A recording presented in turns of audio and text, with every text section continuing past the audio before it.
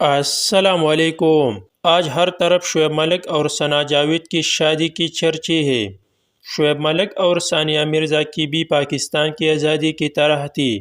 دونوں اپنی ملک کے بجائے دبئی میں رہتی تھی اور اکثر ثانیہ مرزا حیدرآباد دکن اور شعیب ملک پاکستان میں رہتی تھی۔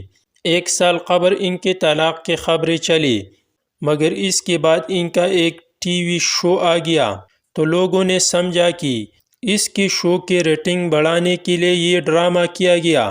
میں ایک بار سٹیگوٹ گیا تھا جس میں طلاق یافتہ جوڑے اپنے بچوں سے ملنے آتی ہے۔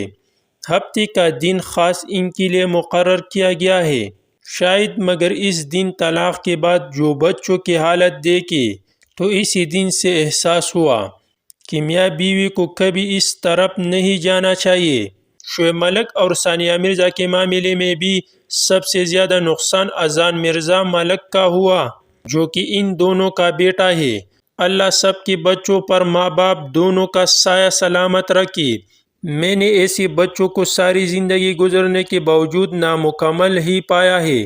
شعیب ملک اور ثانیہ مرزا کی طلاق ہوئی یا نہیں، مگر اذان مرزا ملک کا ناقابل طلاقی نقصان ہوا ہے۔